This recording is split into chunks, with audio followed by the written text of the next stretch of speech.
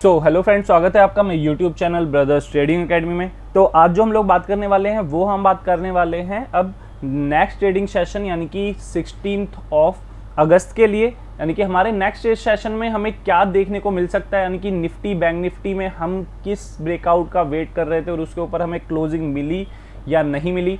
तो निफ्टी के लिए जैसे कि मैंने आप लोगों को बोला था बाय ऑन डिप, मैंने ये लेवल आप लोगों को दिया था कि हमें इसके आसपास जब ये हाई क्रिएट किया था इसने, यानी कि 16,300 के पास ये आया था, उस टाइम में मैंने बोला था कि यहाँ पे अब ये कंसोलिडेट करेगा। एकदम उसी तरह से इसने कंसोलिडेट किया उस लेवल के आसपास, और मैंने बोला था 16,131 इसके आसपास आपको मिलता है तो यहाँ पे ऐड करना चाहिए अपनी हाफ क्वांटिटी में। अगर आप लोगों ने यहाँ पे अपनी हाफ क्वांटिटी या आप रिलेटेड जिस भी क्वांटिटी पे काम करते हैं उसके अकॉर्डिंग आपने बाय ऑन डिप यहाँ पे अपनाया तो आपको अच्छा खासा प्रॉफिट मिला, जो कि हमारा 16,700 से लेकर के 16,800 का हमारा टारगेट था।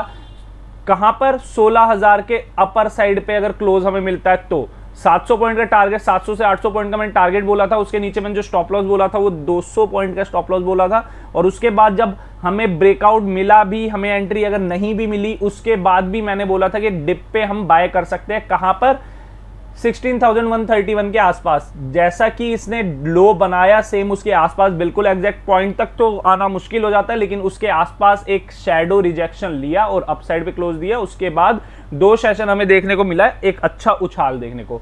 तो अभी के लिए हमें वेट करना चाहिए। अब हमारे पास जो सपोर्ट निकल के आ रहा है 16,300 के आसपास अगर मुझे आता हो दिखेगा डाउन साइड पे, तो मैं और ऐड करूंगा यहां पर। यानी कि मैं जो करूंगा बाय ऑन डिप ही करना है मुझे, लेकिन लॉस में पोजीशन को वहां पर क्रिएट करके या उस जगह पे मेरे को होल्ड नहीं करना है चीजों को। यानी कि अगर मैंने 4 लॉट वहां पे बाय किए हैं तो 2 लॉट में यहां पर बुक करके अपनी पोजीशन को आगे बढ़ाऊंगा, या मुझे अगर डिप मिलती है तो मैं उस डिप तक के लिए वेट करूंगा। और जो मैं स्टॉप लॉस अब लेके चलूंगा वो मैं 16,150 यानी कि जो मेरा ट्रेलिंग स्टॉप लॉस रहेगा, क्योंकि मेरी जो पोजीशन अगर बनती हुई आ रही है 16,000 के आसपास से, तो मैं 16,130 के आसपास मैं स्टॉप लॉस रख सकता हूं, या उसकी नीचे की क्लोजिंग का मैं स्टॉप लॉस रख सकता हूं। और अपर साइड पे 16,700 से 800 का टारगेट जो मुझे नेक्स्ट 2-3 ट्रेडिंग सेशन में देखने को मिल सकता है। तो अब हम बात करेंगे निफ्टी इंटरनल्स में कि कहां पर मुझे इंट्राडे में बाइंग और सेलिंग करनी चाहिए। तो अभी निफ्टी इंटरनल में चार्ट अपसाइड के लिए विजिबल नहीं है, लेकिन यहां से बाय ऑन डिप ही रहेगी। और या आपका टॉप क्रिएट किया है, जो हाई लगाया है उसके ऊपर अगर निकलता है निफ्टी, तो यहां पे आप स्टॉप लॉस रखेंगे 25 पॉइंट्स का। 25 पॉइंट्स का आपका स्टॉप लॉस रहेगा, और टारगेट जो आप लेके चलेंगे 40 पॉइंट्स का अपसाइड के लिए टारगेट लेके चलेंगे। तो ये चीज आप कर सकते हैं कि जैसे ही टॉप क्रिएट करके फिर बॉटम क्रिएट करता है, यानी कि आप देखोगे यहां से इस टाइप से चलता हुआ आ रहा है, तो अपर साइड की रेंज जो है वो निकल के आ रही है मेरे पास 60 पॉइंट्स के राउंड की, लेकिन मैं फिर भी 40 पॉइंट्स का अपसाइड पे टारगेट रखूंगा। एज पर दिस कैलकुलेशन मुझे अपसाइड पे जो दिखता है वो मुझे फिर से एक अपसाइड जो लगाता हुआ दिखेगा। नेक्स्ट सेशन में मुझे 16,600 भी देखने को मिल सकता है, यानी कि मुझे बाय ऑन डिप करना है। यानी कि लास्ट सेशन में जो 16,543 का जो हाई बनाया, अगर उसके ऊपर निकलता है इंट्राडे में, तो मैं यहाँ पे बाय करूंगा। जो मैं स्टॉप लॉस रखूंगा 25 पॉइंट्स का स्टॉप लॉस होगा, और 40 पॉइंट्स का मैं टारगेट रखूंगा अपसाइड के लिए। डाउन साइड के लिए अभी मैं इस निफ्टी के अंदर नहीं देख रहा हूं, लेकिन फिर भी अगर मुझे इंट्राडे में डाउन साइड देखने को मिलती है तो मैं कहां पर इसको सेल कर सकता हूं, 16,460 के नीचे मैं इसको सेल करूंगा। और जो मैं स्टॉप लॉस रखूंगा यहाँ पे 25 पॉइंट्स का मैं स्टॉप लॉस रखूंगा, और टारगेट जो लेके चलूंगा 60 पॉइंट्स के राउंड का मेरे को फर्स्ट टारगेट अचीव होते हुए मिल सकता है। लेकिन उस लेवल के पास यानी कि 14,700 के पास मुझे बाय ऑन डिप करना चाहिए फिर से यहां से। यानी कि जो इस टाइप से चलता हुआ आ रहा है, अगर यहाँ पे ये फॉल लेता है तो यहाँ पे एक अच्छा खासा सपोर्ट देखने को मिल सकता है। यानी 14,400 के आसपास भी मैं डिप पर 16,400 के आसपास मैं डिप पर फिर से बाय करूंगा यहाँ पे आता है तो। अब बात करते हैं बैंक निफ्टी एक्सटर्नल को लेकर के। तो बैंक निफ्टी एक्सटर्नल में कुछ ऐसे लेवल्स ब्रेक होते हुए दिखे हैं मुझे, यानी कि आज की जो क्लोज मुझे देखने को मिला है वो क्लोज 6 मंथ का ब्रेकआउट है अपसाइड पे। यानी कि अभी मार्केट ने कंसोलिडेट किया, इतना प्रेशर या इतना हमें पावर देखने को नहीं मिली है, लेकिन लेवल्स जो है वो बहुत अच्छी जगह पर आकर के इसने क्लोजिंग दी, यानी कि इस कंसोलिडेशन का हमें ब्रेकआउट देखने को मिला है जिसके ऊपर का क्लोज नहीं आया था। और लास्ट सेशन के अकॉर्डिंग भी देखेंगे तो यहाँ पे भी नहीं आया था, और प्रीवियसली मैं चार्ट के अकॉर्डिंग देखता हूँ तो वहां पर भी मुझे अपसाइड पे क्लोज देखने को नहीं मिला था, जो कि मैं 36,070 के ऊपर क्लोज की बात कर रहा था कि मुझे यहाँ पर बाय के लिए पोजिशन क्रिएट करनी चाहिए। पोजिशनली मुझे अब जो टारगेट अपसाइड पे देखने को मिलेगा इजिली मुझे इसी मंथ के अंदर मुझे देखने को मिलता है 1500 पॉइंट्स अप मूव देखने को यहाँ पे मिल सकती है। अगर मुझे यहाँ पे ट्रेलिंग स्टॉप लॉस पोजिशनली अगर मैंने बाय के लिए पोजीशन क्रिएट कर ली है तो मैं कहां के तक इसको होल्ड करूंगा, मैं इसको होल्ड करने वाला हूं 35,700 का नीचे की क्लोजिंग मेरा स्टॉप लॉस रहेगी, यानी कि लगभग मैं यहां से जो स्टॉप लॉस लेके चल रहा हूं मैं लगभग 450 पॉइंट्स का स्टॉप लॉस डाउन साइड पे और अप साइड पे 1500 पॉइंट्स का मैं टारगेट लेकर के चल रहा हूं यहाँ पे। तो अभी के लिए या हो सकता है कि मैं नेक्स्ट सेशन में भी इसका वेट करूं और नेक्स्ट सेशन में भी अगर 36,070 के ऊपर अगर क्लोज दे देता है तो मैं फिर से एक एक्स्ट्रा बुलिश हो जाऊंगा यहाँ पे कि कंटिन्यूअसली दो ट्रेडिंग सेशन पे के लगातार हमें एक सपोर्ट जो था अपसाइड पे रेजिस्टेंस था उसको ब्रेक किया और उसके ऊपर सस्टेन करेगा।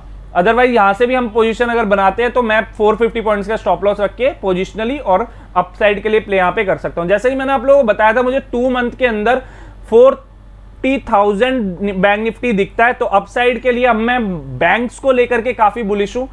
भले ही यहां पे आपको हो सकता है निफ्टी के अंदर एक कंसोलिडेट करता हुआ मिले निफ्टी आपको, लेकिन अब जो है रिलायंस और बैंक्स काफी अच्छा परफॉर्म कर सकते हैं हमारे आने वाले ट्रेडिंग सेशन के अंदर। बैंकिंग के अंदर बैंक निफ्टी के अंदर हमें एक अच्छा खासा ब्रेकआउट देखने को मिला है, यानी कि एक बड़े टाइम फ्रेम में भी हमें ब्रेकआउट देखने को मिला है और शॉर्ट टर्म टाइम फ्रेम में भी हमें एक ब्रेकआउट देखने को मिल रहा है।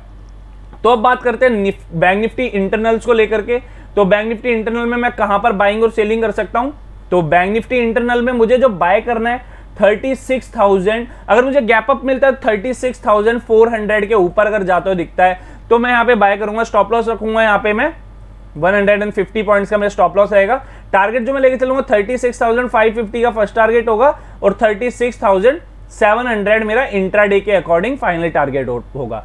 अगर फिर भी मुझे एक डाउन साइड हो सकता है कि ये ब्रेकआउट दिया, ये फेल ब्रेकआउट हो, फॉल्स ब्रेकआउट हो, तो अगर डाउन साइड में 35,900 के नीचे अगर जाता हो दिखेगा तो मैं यहां पे सेल करूंगा। स्टॉप लॉस मैं 100 पॉइंट ही रखने वाला हूं क्योंकि वो मैं ट्रेंड के अपोजिट डायरेक्शन में प्ले करने वाला हूं, तो वहां पे मैं स्टॉप लॉस छोटा ही लेकर के चलूंगा।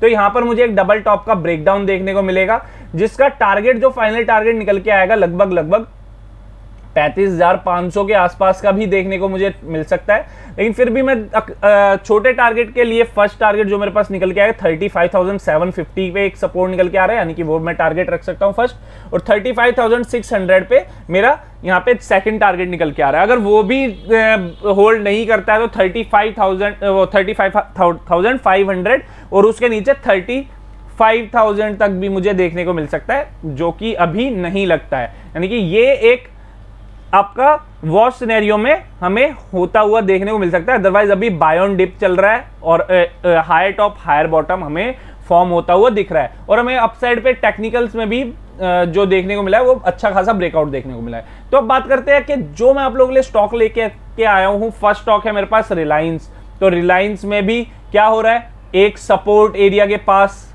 फिर से आ चुका है, यानी कि एक हेड एंड शोल्डर का मुझे ब्रेकआउट देखने को मिल सकता है। कहां पर 2155 के ऊपर अगर जाता हुआ दिखता है तो मैं यहाँ पे बाय करूंगा। स्टॉप लॉस मैं 15 पॉइंट का स्टॉप लॉस रखूंगा। टारगेट जो मुझे देखने को मिल सकते हैं यहाँ पे, first target 2175 and second target 2200, और इसके बाद अगर इसको भी ब्रेक कर देता फिर उसके बाद 2260 तक का मेरे पास टारगेट, मैं उस तक के लिए भी इसको होल्ड कर सकता हूं। अभी डाउन साइड के लिए मैं इसमें नहीं सोच रहा हूं, इसलिए डाउन साइड की कोई भी मैं पोजीशन यहां पे क्रिएट नहीं करने वाला हूं अभी, क्योंकि निफ्टी भी बुलिश चल रहा है, बैंकिंग में अच्छा खासा उछाल देखने को मिल सकता है और रिलायंस में भी कुछ ऐसी रिवर्सल देखने को मिल रहा है, यानी कि एक जगह पर टिका हुआ है कब से, लास्ट 1 मंथ, यानी कि एजीएम के बाद से कंसोलिडेट कर रहा है, ना ही नीचे जा रहा है ना ही ऊपर आने को रेडी हो रहा है। तो अभी हमें एक ब्रेकआउट देखने को मिल सकता है, शायद यहाँ पे एक ब्रेकआउट हो, अच्छा खासा अपसाइड पे मूवमेंट हमें देखने को मिले, तो ये लेवल्स के अकॉर्डिंग हमें थोड़ा ध्यान देना है। तो अब बात करते हैं जो सेकंड स्टॉक मैं आप लोगों के लिए लेके आया हूं वो है आपका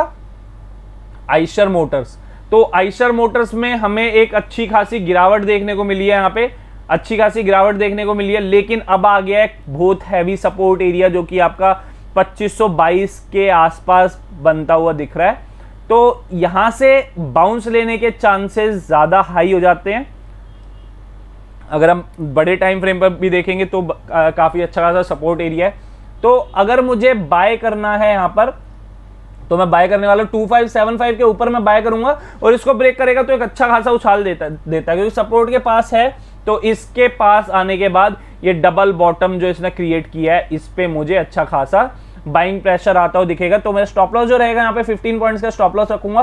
टारगेट 2610 का फर्स्ट टारगेट होगा, और सेकंड टारगेट जो मैं लेकर चलूंगा 2635 का। और अगर 2610 के ऊपर क्लोज दे जाता है तो हम यहां पर मान के चलेंगे कि हमारा बॉटम क्रिएट हो चुका है। तो अब बात करते हैं कि अगर हमें सेल साइड की अपॉर्चुनिटी मिलती है कि बाय साइड को ये होल्ड नहीं करता है और हमें सेल साइड पे ये सपोर्ट ब्रेक होता हुआ दिखता है, तो 2522 के नीचे अगर 15 मिनट की कैंडल क्लोज दे देती है तो मैं यहाँ पे स्टॉप लॉस जो है वो रखूंगा 2535 का स्टॉप लॉस रखूंगा। यहाँ पे टारगेट जो मैं लेके चलूंगा 2500 का फर्स्ट टारगेट होगा। अगर यहाँ पर भी नहीं रुकता है तो सीधा 2450 के आसपास मुझे आता हुआ देखने को मिल सकता है। हो सकता है एक दो सेशन के अंदर देखने को मिले, और ये चीज की पॉसिबिलिटी हमें देखने को मिल सकती है अगर सपोर्ट ब्रेक करता है तो।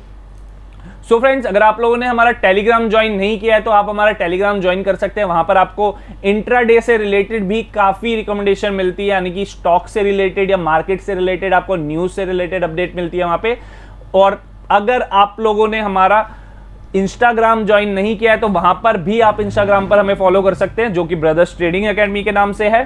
तो वहां पर जाके हमें फॉलो कीजिए। वहां पर आपको डेली 4 ऐसे स्टॉक दिए जाते हैं नेक्स्ट डे के लिए इंट्राडे के लेवल्स के अकॉर्डिंग, यानी कि वहां पर आप अपने अकॉर्डिंग अपने फाइनेंशियल एडवाइजर से सलाह लेकर के बाइंग और सेलिंग कर सकते हैं। लेवल्स वहां पर जो दिए जाते हैं उसके अकॉर्डिंग। तो आज की वीडियो में फ्रेंड्स इतना ही, तो मिलेंगे फिर नेक्स्ट वीडियो के साथ। Thanks for watching my video friends.